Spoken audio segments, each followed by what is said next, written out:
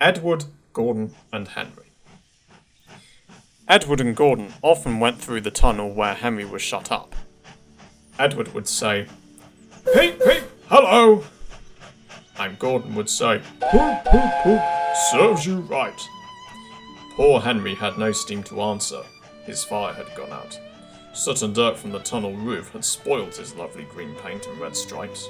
He was cold and unhappy, and wanted to come out and pull trains too. Gordon always pulled the express. He was proud of being the only engine strong enough to do it. There were many heavy coaches, full of important people, like the fat director, who punished Henry. Gordon was seeing how fast he could go. "Hurry, hurry, hurry," he panted. "Trick-a-da-truck, trick-a-da-truck, trick-a-da-truck," said the coaches. Gordon could see Henry's tunnel in front. "In a minute," he thought, "I'll poop, poop, poop at Henry, and rush through and out into the open again." Closer and closer he came. He was almost there when crack! Wheesh! He was in a cloud of steam and going slower and slower. His driver stopped the train. "What has happened to me?" asked Gordon. "I feel so weak." "You burst your safety valve," said the driver. "You can't pull the train anymore." "Oh dear," said Gordon. "We were going so nicely too. Look at Henry laughing at me." Gordon made a face at Henry and blew smoke at him. Everybody got out and came to see Gordon. Said the fat director. "I never like these big engines. Always going wrong. Send for another engine at once." While the guard went to find one, they uncoupled Gordon and ran him onto a siding out of the way. The only engine left in the shed was Edward. "I'll come and try," he said. Gordon saw him coming. "That's no use," he said. "Edward can't pull the train." Edward puffed and pulled and pulled and puffed, but he couldn't move the heavy coaches. "I told you so," said Gordon rudely. "Why not let Henry try?"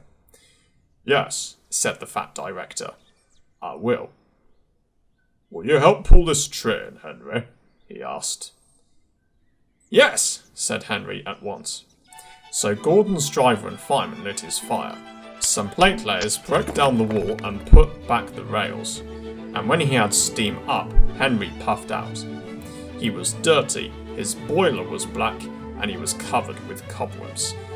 "Oh, I'm so stiff! Oh, I'm so stiff!" he groaned.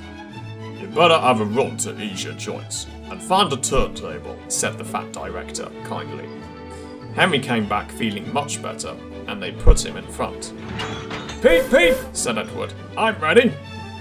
"Peep, peep, peep," said Henry. "So am I." "Pull hard, pull hard, pull hard," puffed Edward. "We'll do it, we'll do it, we'll do it," puffed Henry. "Pull hard, we'll do it, pull hard, we'll do it, pull hard, we'll do it," they puffed together. The heavy coaches jerked and began to move, slowly at first, then faster and faster.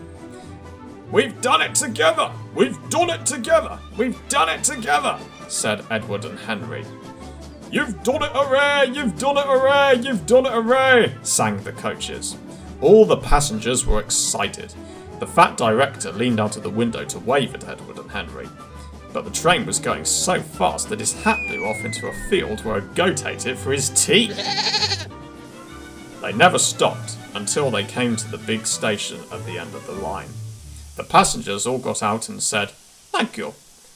And the fat director promised Henry a new coat of paint. "Would you like blue and red?"